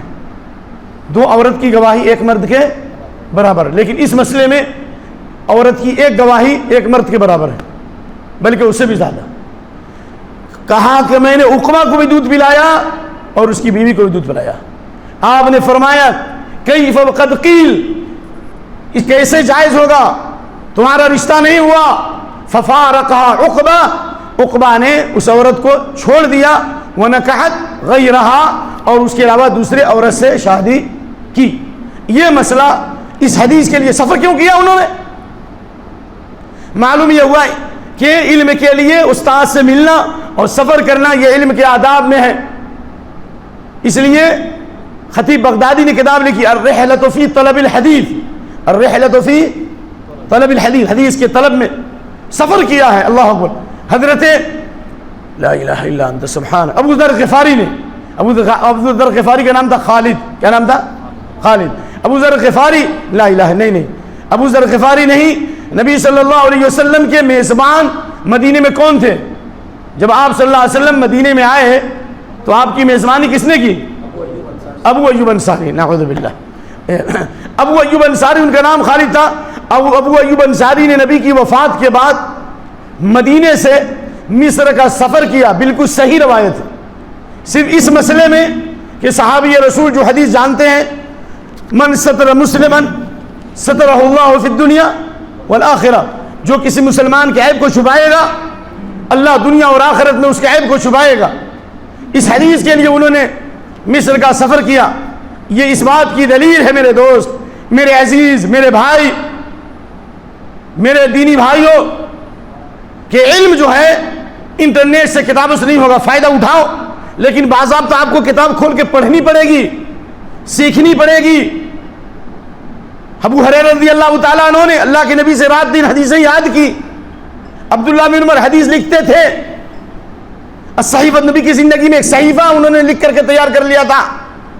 تو اس لیے استاد شاگردی کے رشتے سے علم حاصل کرو, علماء کی توہین مت کرو, علماء کو جاہل مت کہو, بری موت مرو گے, دل مر جائے گا.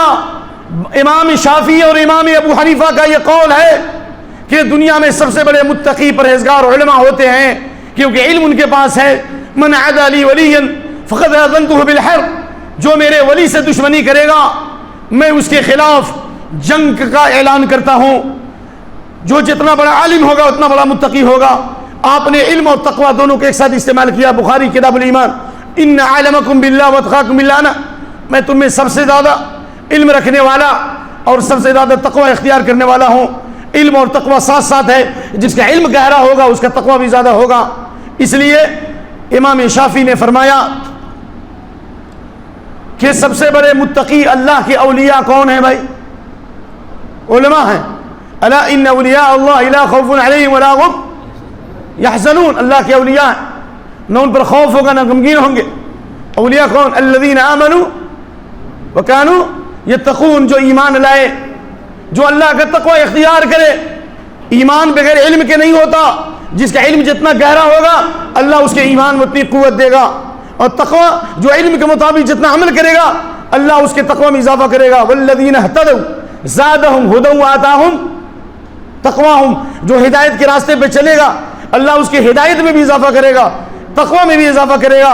اس لیے میں اپنے بھائیوں سے درخواست کرتا ہوں کہ علماء سے علم حاصل کیجئے، اور اگر یہاں علماء اس لائق نہیں سمجھتے آپ تو آپ اپنی زبان کو لگام دو، اس لیے کہ سب سے زیادہ انسان کی زبان اور شرمگاہ انسان کو جہنم میں داخل کرے گی۔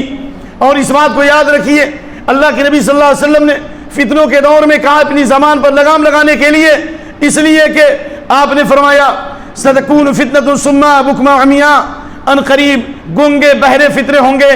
گونگا انسان حق بات نہیں بول سکتا، بہرے فتنے ہوں گے، حق بات سننے کی توفیق نہیں ہوگی، اندھے ہوں گے، انسان کو حق نظر نہیں آئے گا۔ لیکن اللسان فیہا اشد من مق السیف، زبان کا فتنہ تلوار کے فتنے سے زیادہ تیز ہوگا۔ میں نے رات رحمانیہ میں بھی درس دیا، آج سوالات و جوابات بھی ہوئے، اور اس کے بعد مجھے یہ خبر پہنچی ہے واللہ اعلم کہ میرے بیان اور تقریر پر ہنسی لگائی گئی ہے۔ مجھے مارو جوتے سے کوئی حرج نہیں، رسول اللہ کا مذاق اڑاؤ گے، سنت رسول کا مذاق اڑاؤ گے، اللہ تم پر اپنے لشکروں کو مسلط کر دے گا، اللہ تمہیں رسوا کر دے گا، اللہ تمہیں برباد کر دے گا۔ اللہ سے دعا ہے کہ اللہ ان تمام لوگوں کو ہدایت عطا فرما۔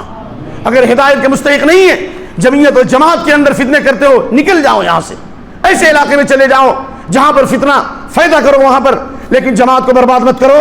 یہ میں کہہ کے جا رہا ہوں، میں ایک ادنا ترین آدمی ہوں، میں اپنا سب کچھ لٹا سکتا ہوں، لیکن سنت رسول اور منہج سلف پر اگر کوئی حرف آتا ہے میں اس کو برداشت نہیں کر سکتا ہوں۔ میرے ماں باپ قربان، میرا جان قربان، میری دولت قربان، میری زندگی قربان، کسی کی ماں نے جنا نہیں ہے جو میرے سامنے علماء کی توہین کر دے، انیس الرحمن اعظمی کی توہین کرے، بڑے بڑے علماء کی توہین کرے اور دیوار کے پیچھے حملہ کرے۔ خبردار خبردار، اگر تمہاری ماں نے جنا ہے تو بتاؤ کیوں انیس الرحمن گمراہ ہے، کیوں دکتور شہید گمراہ ہے، بتا۔ انسان چاہے جتنا بڑا عالم ہو وہ معصوم عن الخطا نہیں ہو سکتا ہے۔ یہ یہود و نصارہ کے دشمنوں کی سازش ہے، نوجوانوں کو بھڑکایا جائے اور ان کو علماء سے کاٹ دیا جائے۔ جب علماء سے کاٹ دیا جائے گا تو دین محفوظ نہیں رہے گا۔ اور حضرت معاویہ بن ابی سفیان ان صحابہ میں ہے جن کے بارے میں اللہ کے نبی نے فرمایا اللہم اجعلہ ہادیا مہدیا، اے اللہ معاویہ کو ہدایت عطا فرما، معاویہ کے ذریعے ہدایت عطا فرما، اس کو بھی ہدایت دے اور اس کے ذریعے لوگوں کو ہدایت دے۔ اللہم علمہ الکتاب، اے اللہ ان کو لکھنا سکھا، وقہ الحساب، اے اللہ اس کو ریاضیات حساب عطا فرما، اے اللہ اس کو علم و حکمت سے نواز۔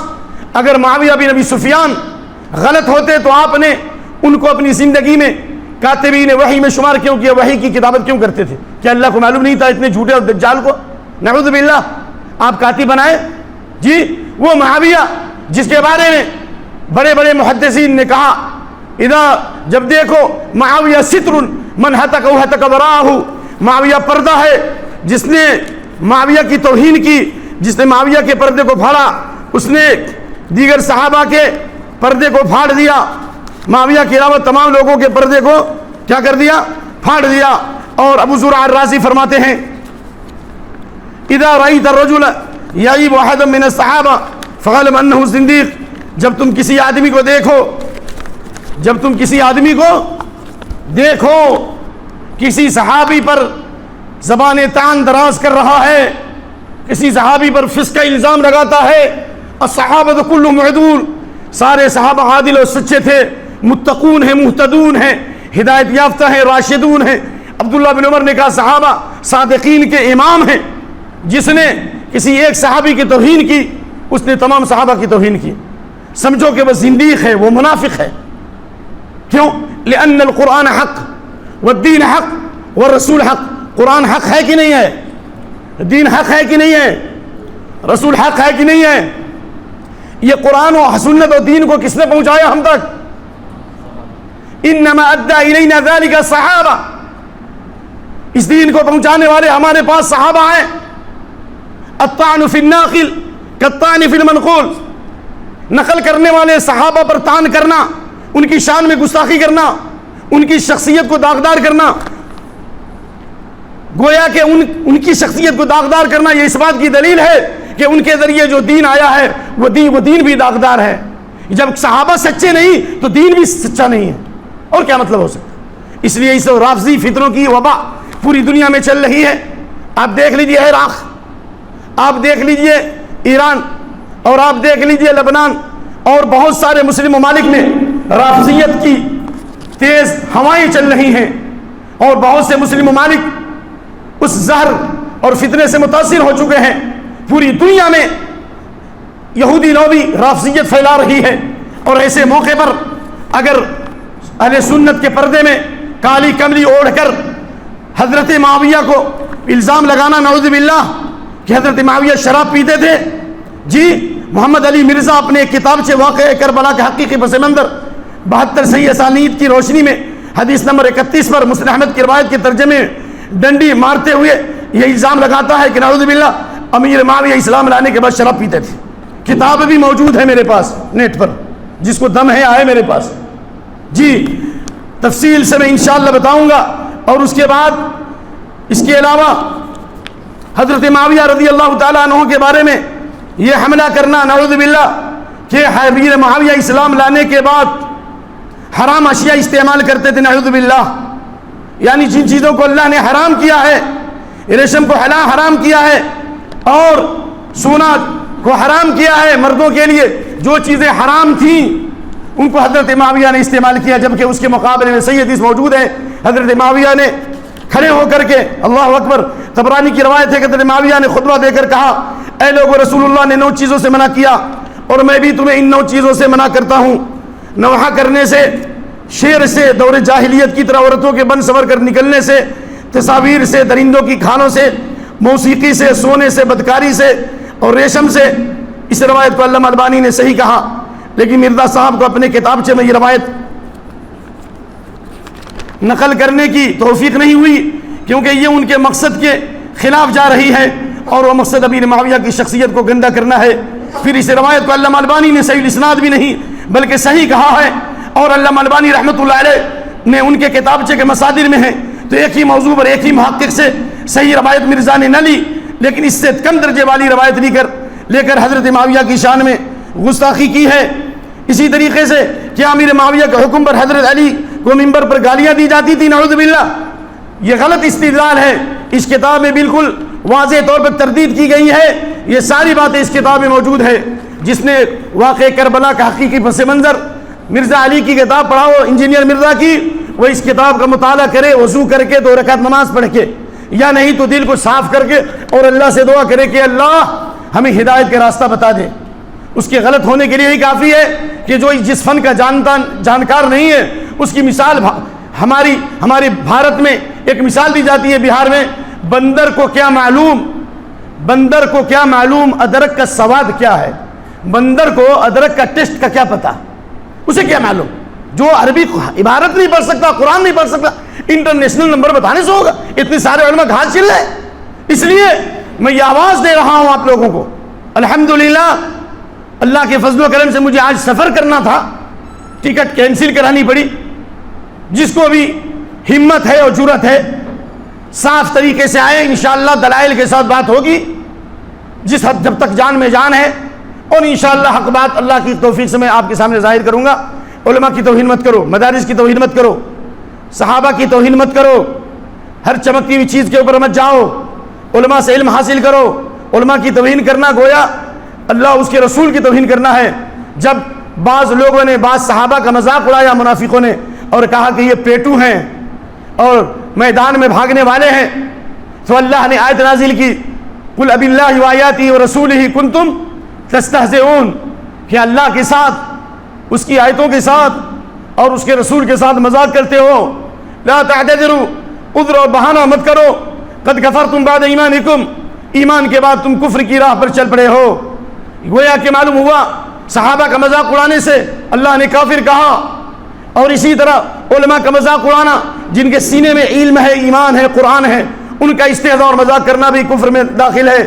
نواقض اسلام کی بات کرتے ہو جاہلو، نواقض اسلام کی بات کرتے ہو. اسی نواقض اسلام میں یہ نواقض 10 نواقض میں سے ایک نواقض کیا ہے؟ من استہزأ بشیء من دون اللہ، اللہ کے دین سے مذاق اڑانا، قرآن و سنت سے مذاق اڑانا، اور اسی میں علماء اور فضلہ سے مذاق اڑانا، یہ کفر ہے.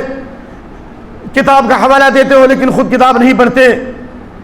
جی اتامرون الناس بالبر وتنسون انفسکم وانتم تتلون الکتاب، بھلائی کا حکم دیتے ہو اور اپنے آپ کو بھول جاتے ہو، خود عمل نہیں کرتے حالانکہ تم اللہ کی کتاب کی تلاوت کرتے ہو.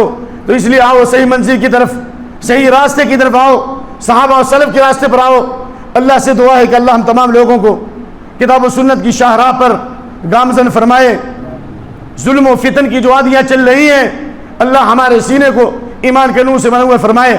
اور میں آپ کو دعا سکھلاتا ہوں، نوجوانوں یہ دعا پڑھو کثرت سے، انشاءاللہ اللہ ضرور ہدایت دے گا. ربنا لا تزغ قلوبنا بعد اذ ہدیتنا وہب لنا من لدنک رحمہ. جب میرے اندر شکوک و شبہات کی آندیاں چلنے لگی، خیالات پراگندہ ہونے لگے، میں نے رات و دن اس دعا کو پڑھنا شروع کیا، اللہ نے ہمارے دل کو روشن کر دیا. اے اللہ تیری تعریف ہے. ربنا لا تزغ قلوبنا بعد اذ ہدیتنا، اے اللہ ہدایت کے بعد ہمارے دلوں میں کجی نہ دے. اے اللہ اپنی رحمت سے ہمیں مالا مال فرما، بے شک تو دینے والا ہے.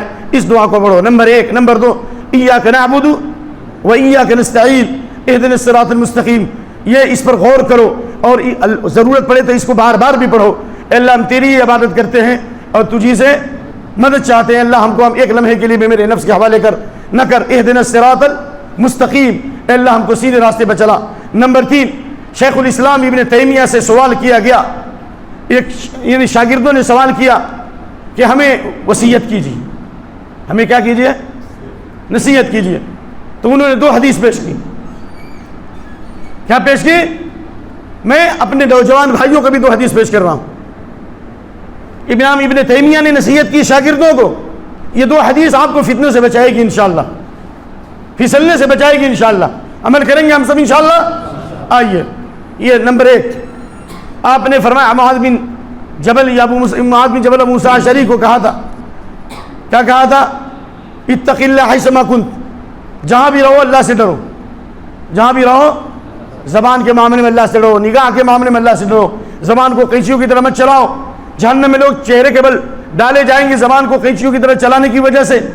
ایک زبان سے غلط بات نکلنے کی وجہ سے انسان کی دنیا اور آخرت دونوں برباد ہو سکتی ہے. کہاں کہ تقوی اختیار کرو جہاں بھی رہو. نمبر 1. نمبر 2، اتبع السیئۃ الحسنہ، برائی اگر ہو جائے تو توبہ استغفار کرو. توبہ میں نے کیوں کہا کہ کبیرہ گناہ کے بعد توبہ کرنا ہے. برائی کے بعد اچھائی کرو، برائی کے بعد اچھائی کرو. نمبر 3، وخالق الناس بخلق حسن، لوگوں سے اچھے اخلاق سے ملو، مسکرا کر کے ملو. میرے بھائی کیوں کٹتے ہو لوگوں سے؟ مسکرا کر کے ملو. یہ اللہ کے نبی کی وصیت ہے طالب علم کے لیے، اور یہی نصیحت حضرت ابن تیمیہ نے اپنے شاگردوں کو کی. نمبر 1. نمبر 2، دوسری دعا پڑھو، انشاءاللہ آپ کو حق واضح ہو جائے گا. میں جب مدینہ میں گیا پڑھ کر، ہندوستان سے جب میں مدینہ گیا پڑھنے کے لیے، تو میرے جو سسر ہیں اور تھے، اللہ ان کو ہدایت دے، وہ پیری مریدی کے لائن کے آدمی. انہوں نے کہا فلاں مولانا ہے مدینہ میں جو بہت بڑا صوفی ہے، بیعت کرتا ہے، ہوں ان کے گھر پہ چلہ چلتا ہے. معلوم ہے آپ کو چلہ؟ معلوم ہے کہ نہیں؟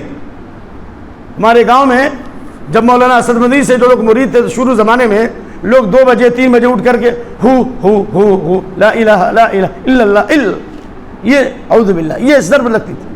تو ہم کو خط لکھا کہ آپ جا کے ان سے علم حاصل کیجئے، وہ بھی بہت بڑے عالم ہیں.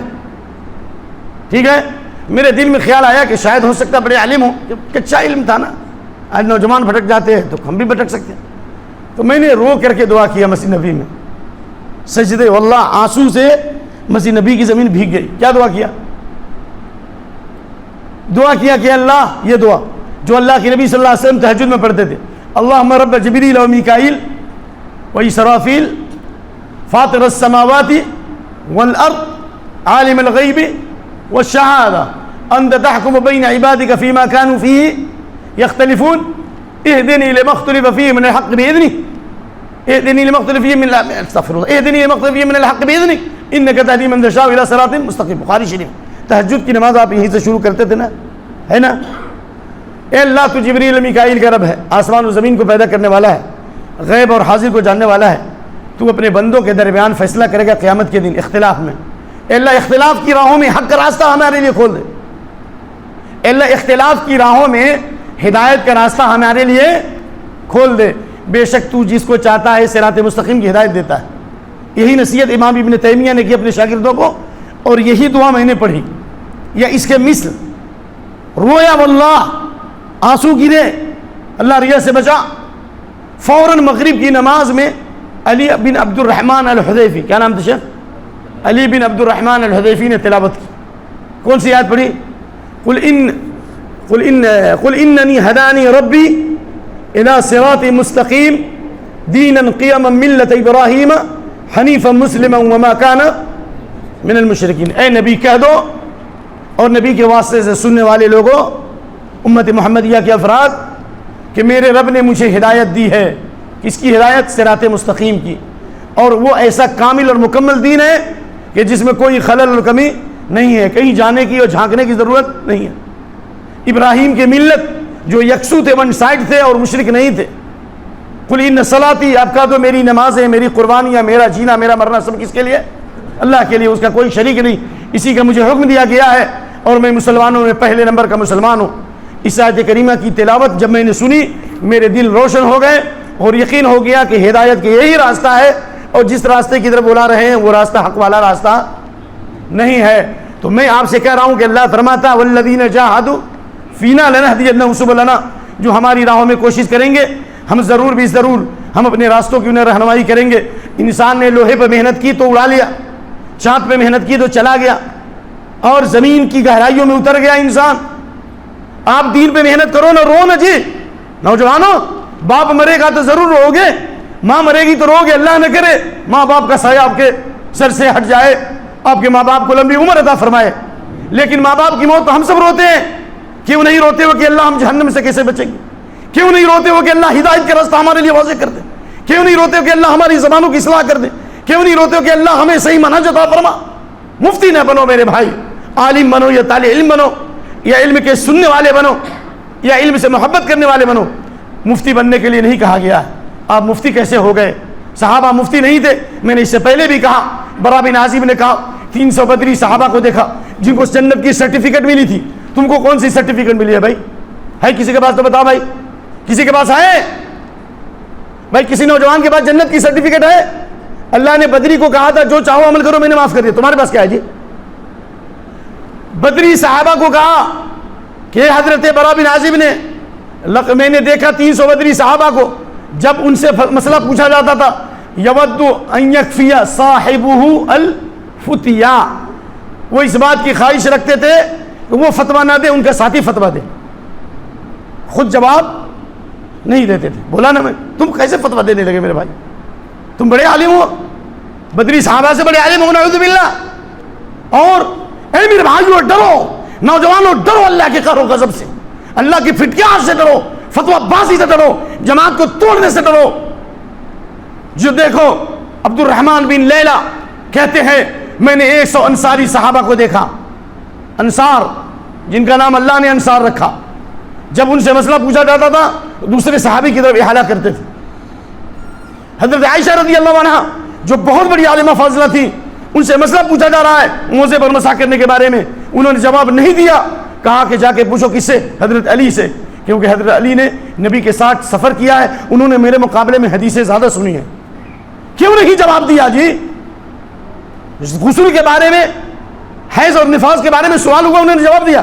کہا یہ مسئلہ جو ہے ڈائریکٹ سننے والے صحابی کا نام کیا ہے؟ علی بن۔ تم مفتی کیسے ہو گئے جی؟ اس لیے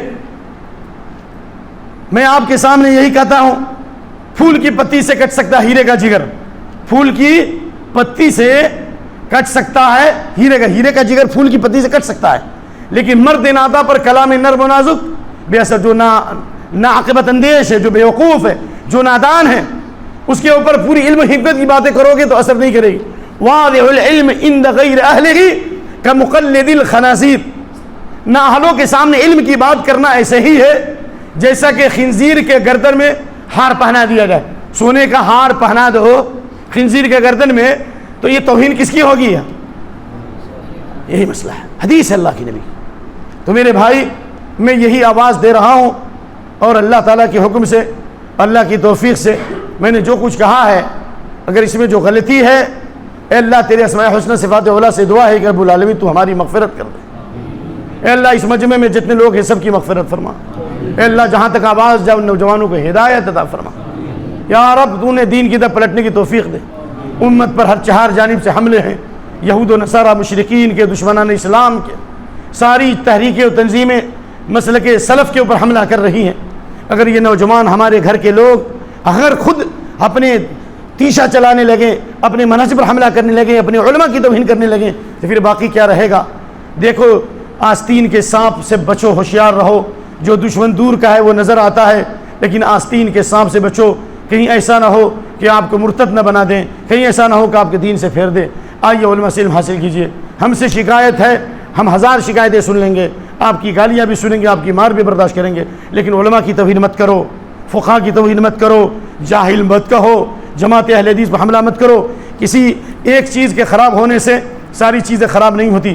جماعت کے نوجوانوں میں، علماء میں اگر خرابی ہے، یا ذمہ داروں میں فساد ہے، یا ان کے اندر بگاڑ ہے، تو اس کی وجہ سے پوری جماعت کو برا نہیں کہا جائے گا۔ میں نے شیخ مقصود حسن فیضی حفظہ اللہ سے حدیث بھی منگوائی، اور یہ حدیث علامہ البانی نے صحیح کہا مسند احمد میں اور ابو داود میں، اقیلو العثرات عن الہیئات الا الحدود۔ لکھ لو حدیث، اقیلو عن الہیئات عثراتہم الا الحدود۔ جو عہدیداران، جو حکام، جو ذمہ داران ہیں، ان کی لغزشوں کو چھوڑ دو، ان کی لغزشوں کو درگزر کرو، سوائے ان گناہوں کے جن گناہوں پر انہیں شرعی طور پر حد جاری کی جائے، جیسے چور کی سزا، زانی کی سزا۔ چھوٹی چھوٹی جو خطائیں ہوتی ہیں ان کو نظر انداز کرو۔ حدیث ابو داود نے روایت کیا، امام احمد نے روایت کیا، اور امام ابو داود امام احمد بن حنبل کی تحقیق میں روایت صحیح، علامہ البانی نے صحیح کہا۔ اس لیے فتوی بازی مت کرو۔ جب اللہ کے نبی کی حدیث ہے ایسے حکمراں تم پر آ جائیں جو ہر اعتبار سے نااہل ہوں، پھر بھی تم ان کی بات مانو، اطاعت کرو۔ سیکون فیکم رجال قلوبہم قلوب الشیاطین فی جثمان انسان، انسانی شکل میں ایسے حکمراں آئیں گے جو انسانی شکل میں ان کے دل شیطان کے ہوں گے، پھر بھی ان کی بات مانو۔ وَإِن ضَرَبَ مَالَكَ وَإِنْ أَخَذَ مَالَكَ وَجَلَدَ دَارَكَ، اگرچہ تمہارے مال کو لے لیں اور تمہاری پیٹھ پر کوڑا برسائیں۔ یہ حدیث بڑے حکمرانوں کے لیے ہے، لیکن اس حدیث سے یہ بھی ثابت ہوتا ہے جو ذمہ دار ہیں ان ذمہ داروں کی غلطیوں کو نظر انداز کیا جائے گا۔ صرف خلیفہ ہی امام نہیں ہوگا، امیر نہیں ہوگا، بلکہ امیر اللہ کے نبی صلی اللہ علیہ وسلم نے قافلے کا بھی امیر بنایا ہے، سفر میں بھی امیر بنایا ہے، قبیلے کا بھی امیر بنایا ہے۔ آپ جو کہتے ہیں امیر امیر، ارے حدیث بخاری کی، کس کو اعتراض آؤ نا، میں بتاتا ہوں۔ حدیث بخاری کی سورہ حجرات کی سورت جو ہے آخری دور کی سورت ہے، جب حضرت ابو بکر صدیق موجود تھے، عمر فاروق موجود تھے، جب بنو تمیم کے لوگ آئے، معلوم ہے نا بنو تمیم کے لوگ غزوہ تبوک کے بعد جنہوں نے دروازے پر یا محمد کہہ کے پکارنا شروع کیا، تو اللہ نے کہا ان الذین ینادونک من وراء الحجرات اکثرهم لا یعقلون، جو لوگ آپ کو کمرے کے پیچھے سے پکار رہے ہیں وہ لوگ اکثر لوگ علم نہیں، عقل نہیں رکھتے۔ یہاں اس مسئلے میں بخاری کے حوالے سے امام ابن کثیر نے روایت کیا، کیا روایت کیا کہ حضرت ابو بکر صدیق نے کہا قعقاع بن معبد کو امیر بنائیے۔ جب اللہ کے نبی امیر ہیں تو قعقاع بن معبد کو امیر بنانے کی کیا ضرورت بھائی، بنو تمیم کا۔ اور عمر رضی اللہ عنہ نے کہا اقرع بن حابس، امیر الاقرع بن حابس، اقرع بن حابس کو امیر بنائیے، امارت صغرا ہے یہ۔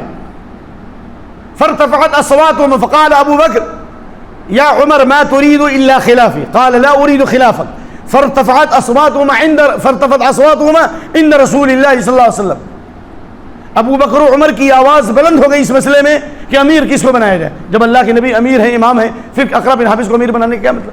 اس کا مطلب امارت کبریٰ کے مقابلے میں بھی امارت صغریٰ ہے۔ سمجھ میں آئی؟ سفر میں امیر کیوں بنایا گیا؟ جی تو اللہ نے یہ آیت نازل فرمائی لا ترفعوا اصواتکم یا ایھا الذین آمنوا لا ترفعوا اصواتکم فوق صوت النبی، اے ایمان والو اپنی آوازوں کو نبی کی آواز پر بلند مت کرو، ولا تجہروا لہ بالقول، اور اس طرح سے زور زور سے بات مت کرو جس طرح تم آپس میں بات کرتے ہو۔ اگر نبی کے سامنے اپنی آواز بلند کی تو تم کو پتہ بھی نہیں چلے گا، تمہارے سارے اعمال ضائع، اور پہ کرو غور، اور پہ کرو غور، سارے اعمال ضائع برباد ہو جائیں گے۔ اللہ اکبر۔ جب ابو بکر و عمر رضی اللہ عنہما جو امت کے سب سے افضل ترین انسان ہیں انبیاء کے بعد، جب ان کے اعمال ضائع ہو سکتے ہیں تو جو حدیث رسول کی توہین کرے، علماء اہل حدیث کی توہین کرے، صحابہ کے منہج کی توہین کرے، لوگوں کے اوپر جہالت کے الزام لگائے، کہیں کہ مدارس میں عقیدہ کی تعلیم نہیں ہوتی ہے، جبکہ ہم نے اور بڑے بڑے جہابذہ موجود ہیں، علماء موجود ہیں، دکاترہ موجود ہیں، جنہوں نے حدیث میں یہاں بڑی بڑی عقیدہ کی کتابیں پڑھی ہیں۔ تمام مدارس اہل حدیث میں عقیدہ کی کتابیں پڑھائی جاتی ہے۔ دارالمدیہ سلفیہ میں اصول الثلاثہ، اصول الستہ اور دوسری جو کتابیں ان کا مسابقہ ہوتا ہے، ہم لوگ پیسے جمع کر کے ان کو جوائز انعامات دیتے ہیں اور پھر الزام لگاتے ہو نہیں پڑھائی جاتی، بے شرم کہاں کے۔ اس لیے یہ بہت بڑا فتنہ ہے، اس بات کا ڈر ہے میرے بھائیوں میرے عزیزوں تمہارے اعمال ضائع نہ ہو جائیں۔ اے اللہ تو ہمارے گناہوں کو معاف فرما، ہماری غلطیوں کو دور فرما۔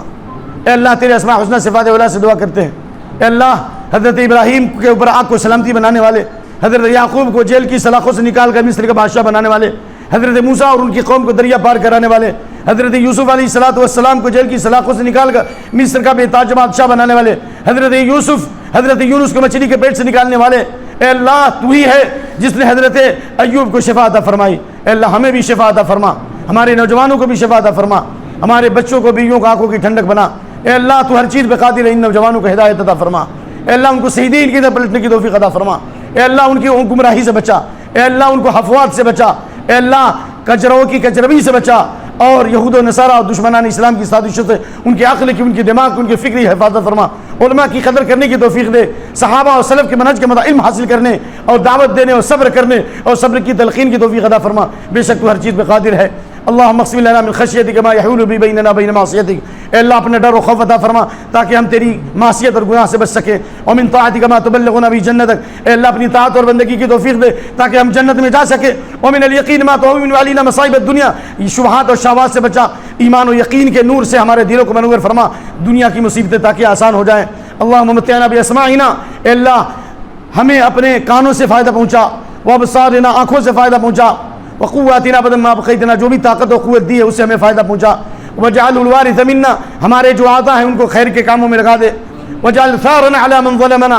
اے اللہ ظالموں کے خلاف ہماری مدد کرے، اللہ ان ظالموں سے بدلہ لے، اے اللہ ان ظالموں سے بدلہ لے، انٹرنیٹ پہ گمراہی پھیلانے والوں سے بدلہ لے، علماء کو جاہل کہنے والوں سے بدلہ لے، مدارس اہل حدیث کو جہالت کا الزام دینے والوں سے بدلہ لے۔ اللہ یا ایھا العزیز یا ایھا الجبار یا ایھا المتکبر یا ایھا الجبار ای جبار السماوات والارض، جو علماء اہل حدیث کی توہین کرتا ہو، جو مدارس اہل حدیث کی توہین کرتا ہو، اے اللہ ان سے انتقام لے، اے اللہ اس کو تازیانِ عبرت بنا دے، اے اللہ اس کو تازیانِ عبرت بنا دے، اے اللہ ہم ان سے بدلہ نہیں لے سکتے، تو اس سے بدلہ لے۔ اللہم لا تجعل مصیبتنا فی دیننا۔ اے اللہ دین میں ہمیں مصیبت نہ دے۔ اللہم لا تجعل الدنیا اکبر ہمنا۔ اے اللہ دنیا کو ہمارا مقصود زندگی نہ بنا۔ اللہم لا تسلط علینا بذنوبنا من لا یرحمنا بذنوبنا۔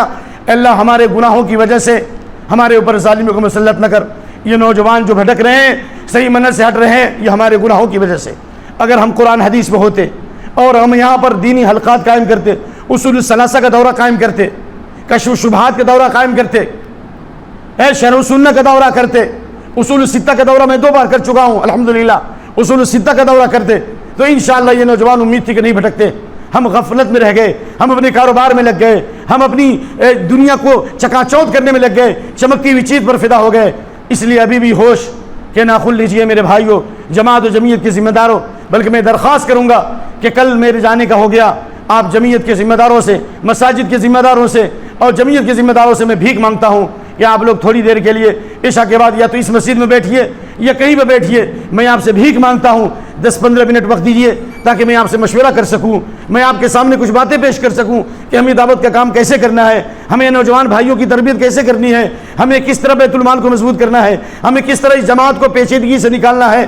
تو اس موضوع پر میں آپ سے گفتگو کرنا چاہتا ہوں۔ میرے بھائیوں میری آواز کو سن لو، میری بات کو سن لو، میں آپ کو حق کی طرف بلا رہا ہوں، میں آپ سے بھیک مانگتا ہوں، جو جہاں ہے اس کو بلا لو نماز کے بعد، میں آپ سے تھوڑا وقت لینا چاہتا ہوں۔ اللہ تعالیٰ آپ پر رحمتوں کی بارش برسائے، اللہ آپ کے اوپر نور کی بارش برسائے، اللہ تعالیٰ آپ کو فتنوں سے بچائے، اللہ ہمارے اندر جو مسائل اور پریشانیاں اللہ ان کو دور فرمائے۔ میں مشکلات سے بالکل گھر چکا ہوں، 11 مہینے سے پھنسا ہوں، سعودی سفر نہیں کر پا رہا ہوں۔ اے اللہ تو جبار ہے، اے اللہ تو ہر چیز میں قادر ہے، ہماری پریشانی کو دور فرما، بیوی بچوں میں جو بے چینی پریشانی سے دور فرما، اے اللہ ظالموں سے تو بدلہ لے، اے اللہ ہمیں عزت کے ساتھ ہمیں بلاد التوحید میں پہنچا دے، ہمارے مشکلات کو حل فرما دے، اے اللہ دین کی راہ میں لگا دے اور اسی راہ میں ہمیں موت عطا فرما. اللهم انا نسألك التفرغ للعلم والعبادة. اللهم انا نسألك التفرغ للعلم والعبادة. اللهم انا نستغفرك التفرغ للعلم والعبادة والدعوة والاستغناء عن الناس. اے اللہ ہم تجھ سے سوال کرتے ہیں عبادت کے ساتھ مشغول کر دے, علم کے ساتھ مشغول کر دے, دعوت کے ساتھ مشغول کر دے. اے اللہ کسی کا محتاج نہ بنا اپنے علاوہ, بے شک تو ہر چیز پہ قادر ہے. سبحان ربک رب العزة عما یصفون وسلام علی المرسلین والحمد للہ رب العالمین. السلام علیکم ورحمۃ اللہ وبرکاتہ.